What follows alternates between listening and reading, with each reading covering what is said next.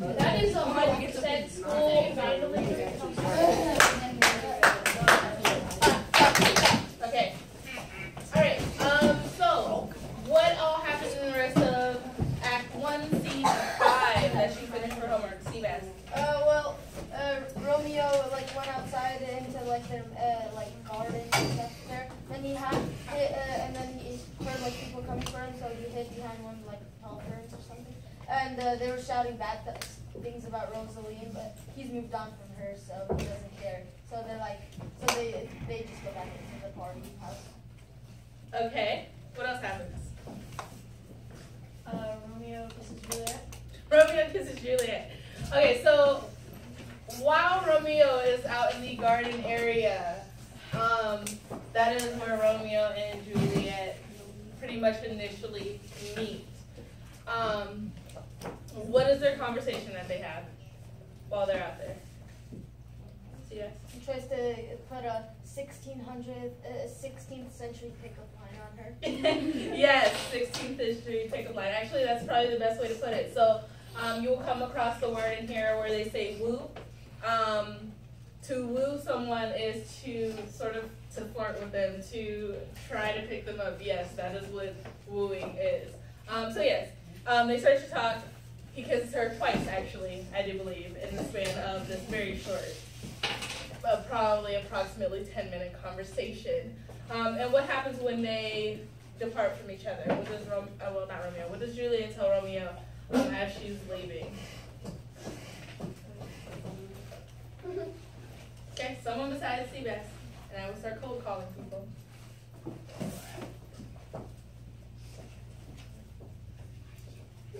What does Juliet say to Romeo before they split off from each other?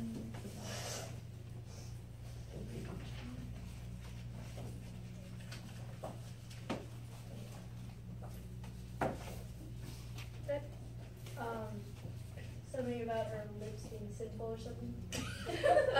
Yes, but not quite the answer I'm looking for. Grace, did you have an idea? No, I Okay.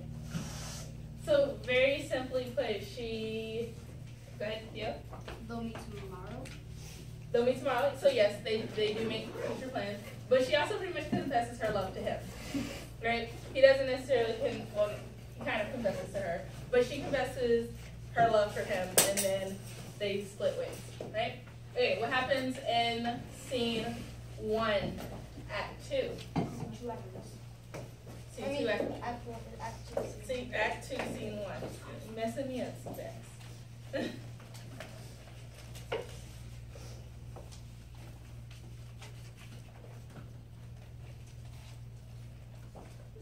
Great. So Romeo's kind of off by himself, and then his two cousins, I think they are, they're like, should we talk to him or should we not talk to him? Okay.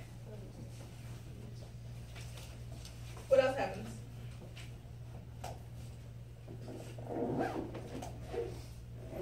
Ethan? Which part is this? Act 2, Scene 1. So this is after the party, so this is the next day.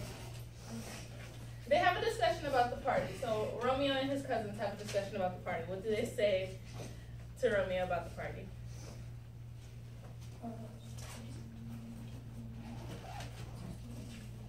Look in your books if you need to.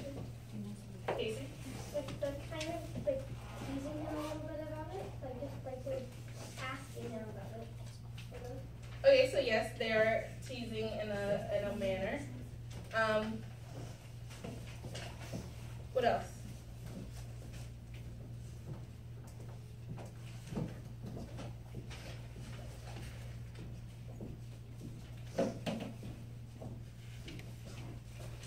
That happens very short, actually. Yeah. Just kidding.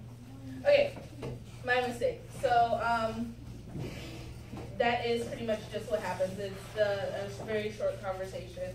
Some slight teasing going on, yes. So we're going to continue reading.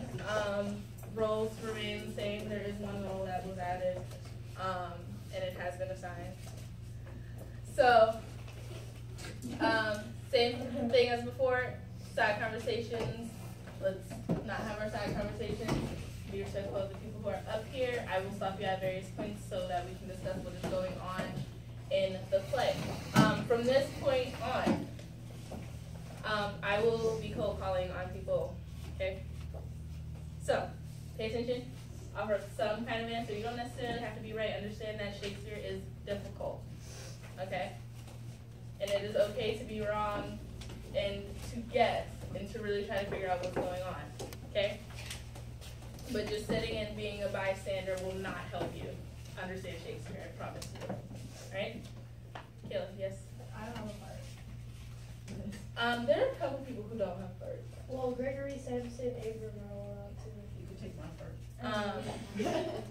And there aren't necessarily any. There's only one new role for this act, but I think there might be a couple more as we move on. These roles are going to change. All right, let's go.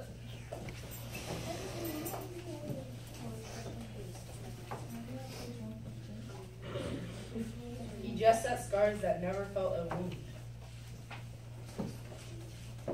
But soft, what light through yonder window breaks? It is the east, and Juliet is the sun. Arise, fair sun, and kill the envious moon, who is already sick and pale with grief, that thou, her maid, art far more fair than she. But not her maid, since she is envious.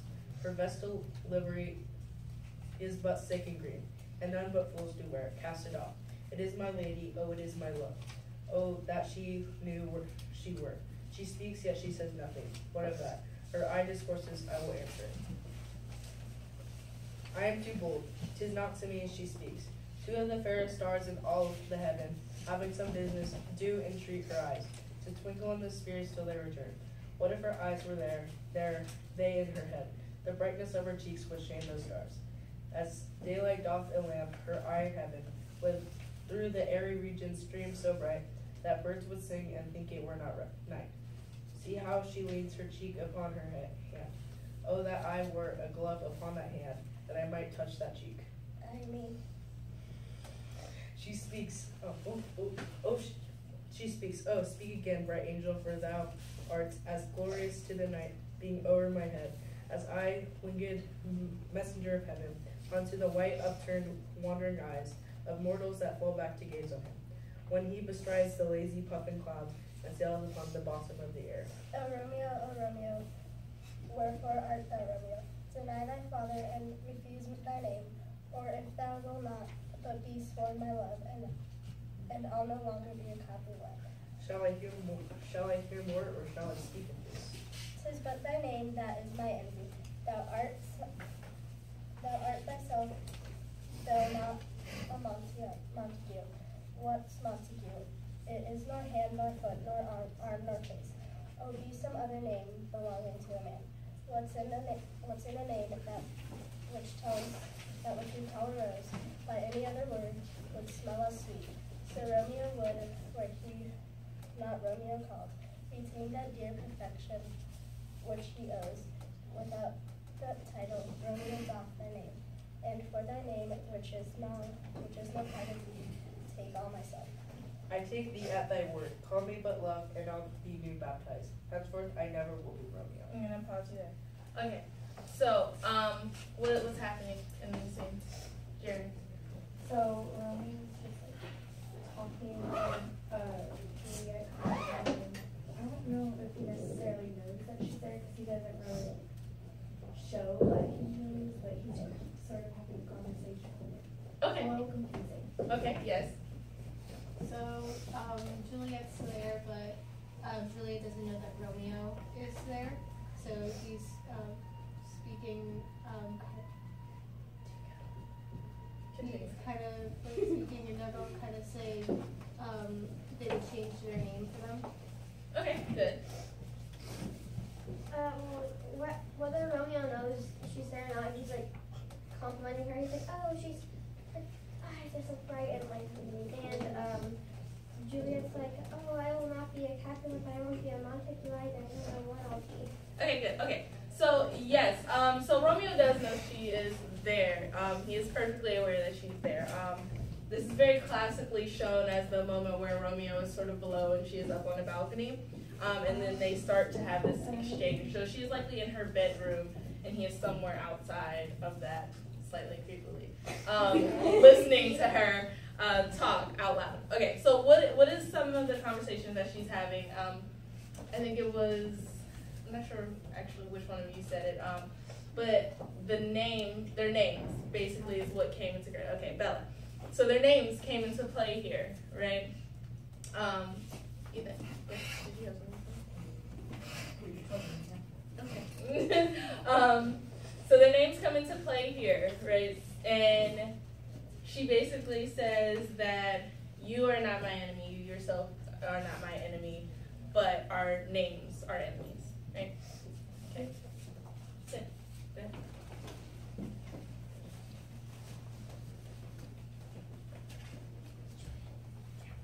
What man art thou that these strange at night, so stumblest on my counsel? By name, I know not how to tell thee who I am. My name, dear saint, is hateful to myself, because it is an enemy to thee. Had I it written, I would tear the word. My ears have not yet drunk 100 words of thy tongue's uttering, yet I know the second. Art thou not Romeo and a Montague? Neither for maid, if either thee dislike. How camest thou hither? Tell me, and wherefore the orchard walls are high and hard to climb, and the palace death, considering who thou art, if any of my kinsmen find thee here. With love's light wings do I perch these walls, for stony lumens cannot hold love out. And what love can do, that dares love attempt. Therefore thy kinsmen are no stop to me. I'm gonna pause you there again. What is Romeo saying in that very small portion? He'll do anything to look good. Okay. That he'll do anything to love her. He quite literally told her that he did something. Nicole? I was just gonna say, like, yeah, he will love, they love each other, like. Okay. Not quite. Oh. He flew over the wall. Yeah, it flew. So yes, he jumped over the wall. Well, but he can't literally fly. I know. Okay, so yes, he said that he flew over the wall. He jumped over the walls that surrounded their house in order to come see her. Yes. Wait, now does Juliet and Elaine's there? Yes, they're talking. Yes, they're talking back and forth. Oh, like, I don't know what's wrong today. So anytime when you're reading, anytime you see, it's sort of in parentheses and it will say aside, that's sort of them talking to themselves rather than to the other person. Okay, good. All right, continue. If they do see thee, they will murder thee. Alack, there lies more peril in thine eyes than 20 of their swords. Look thou but sweet, and I am proof against their enemies. I would not for the world they saw thee. I have night's cloak to hide me from their eyes, but thou love me, let them find me here. My life were better ended by their hate than death wanting of thy love. By whose direction fondest thou out this place? By love that first did prompt me to inquire. He let me counsel, and I lent him eyes. I am no pilot yet, wert thou as far as that vast shore washed with the farthest sea. I should adventure for such merchandise. Thou knowest the mask of night on my face, else would a maiden blush be painted in my cheek, for that which thou hast made me speak tonight. Fain would I dwell on form, fain deny. What I have spoke, but farewell compliment. Dost thou love me? I know thou wilt say ay, and I will take thy word. Yet if thou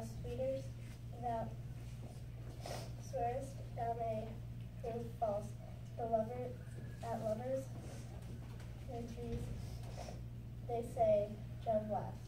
O gentle Romeo, if thou dost love, pronounce it faithfully.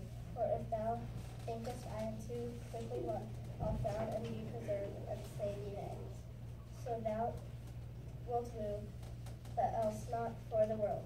In truth, fair Montague, I am too fond, and therefore thou mayst think my behavior light. But trust me, gentlemen, I'll prove more true than those that have more claim to be strange. I should have been more strange, more confessed, but that thou overheardest ere I was were my true love passion. Therefore pardon me, and not impulse this yielding to light love, which the dark night hath so discovered. Lady, by yonder blessed moon I vow, that tips with silver all these fruit tree tops. Oh, swear not by the moon, thy inconstant moon, that monthly changes in her circled orb, let that thy love prove likewise variable. What shall I swear by? Do not swear at all, or if thou wilt swear by the gracious self, which is the God of my idolatry, then I'll believe thee. If my heart's dear love. Well, do not swear. Although I joy in thee, I have no joy for this contract tonight. It is too rash, too unadvised, too sudden. It's like the lightning which doth freeze to be ere one can say. It lightens. Sweet good night. This bud of love by summer's ripening beneath may prove a beauteous flower when next we meet. Good night, a sweet repose, and rest come to thy heart as thy within my breast. Oh, wilt thou leave me so unsatisfied? What satisfaction canst thou have tonight? The exchange of thy love's purple vow for mine. I gave thee mine before thou didst request it, and yet I would it were given to me. Wouldst thou withdraw it? For what purpose, love? But to be frank and give it thee again, and yet I wish but for the thing I have. My bounty is as boundless as the sea, my love as deep. The more I give to thee, the more I have for both are infinite.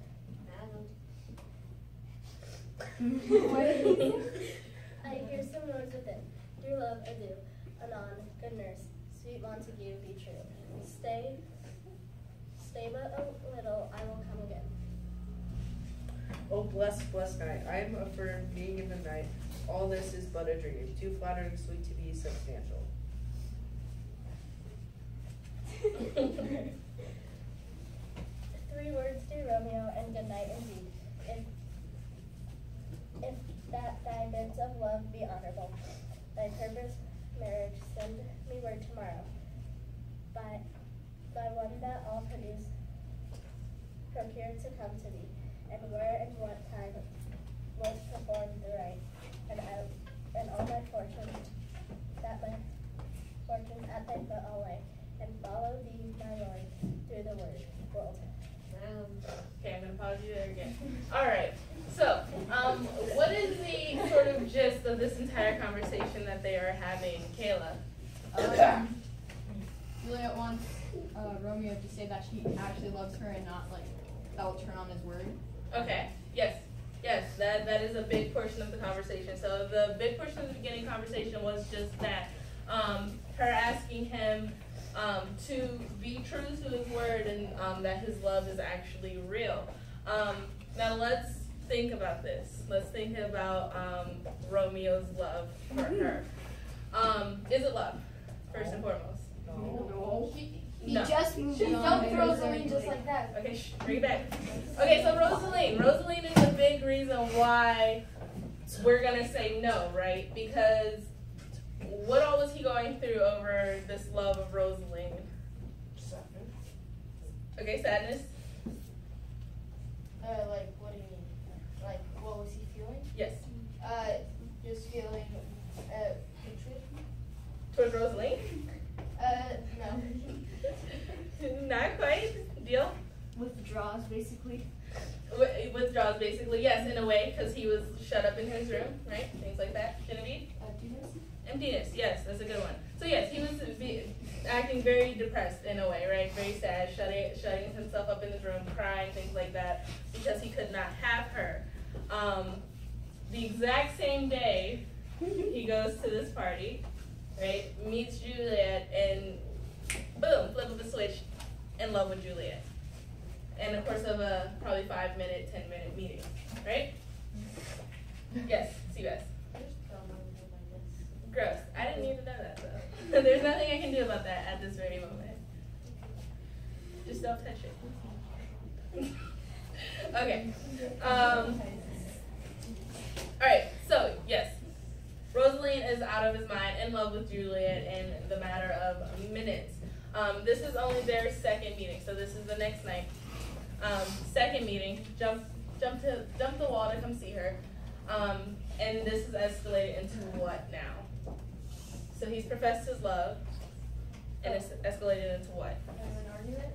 Not an argument, not quite. A talk about marriage? A talk of marriage, Oh. yes. So in this very short span of time, this has escalated into the talk of marriage. So if we think about this and sort of what we know already about this book, why do you think some people might confuse this with being a romance? Claire? Because like it talks about people who love each other. Because it very plain and simple talks about people who love each other. Okay, what else? I mean, in the end, they like both die for each Hey, die for, in the end they both die for each What? other. What? We're not talking about the end. We're just talking about up to this point. Because Romeo Okay, so yeah, there are quite there's a couple different answers we can give to that. Because it talks about love, and even more simply put, a lot of people do not know the actual story. They only know bits and pieces of it. Right? Most people don't know that they're 14 and 16 years old and they met and was trying to get married in 2 days. Right? Most people don't know this. Alright? Okay. Continue. Oh, 1 second. Yes. May I go to the bathroom? Yes. Continue. I comment on, but if thou meanest not well, I do thee. By and by I come to cease thy stir and leave me to my grief. Tomorrow I will send So fry my soul, 1,000 times good night. 1,000 times the worst to want thy light. Love goes toward love as schoolboys from their books, but love from love toward school with heavy looks.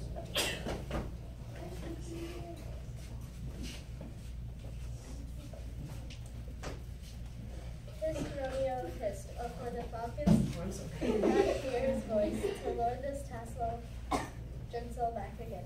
Bondage is hoarse and may not speak aloud, else would I tear the cave where echo lies, and make her airy tongue more hoarse than mine, with repetition of my Romeo. It is my soul that calls upon my name. Pass over sweet sound lovers' tongues by night, like softest music to attending ears. Romeo, My dear, what o'clock tomorrow shall I send to thee? by the hour of 9, I will not fail. 'Tis 20 years till then. I have forgot why I did call thee back. let me stand here till thou remember it. I shall forget to have thee still stand here, remembering how I loved thy company. And I'll still stay to have thee still forgetting any other home but this. 'Tis almost morning. I would have thee gone, and yet no further than a wanton's bird that lets it hop a little from his hand, like a poor prisoner in his twisted guise, and with a silken thread plucks it back again, so loving, jealous of his liberty. I would I were thy bird. Sweet, so would I. Yet I should kill thee with much cherishing. Good night, good night. Parting is such sweet sorrow. I shall say good night till it be morrow. Sleep dwell upon mine eyes, peace in my breast. Look, would I were sleep and peace so sweet to rest. Hence will I to my ghostly friar's coast cell, his help to crave, and my dear hap to tell. The gray-eyed Moor smiles on the frowning night.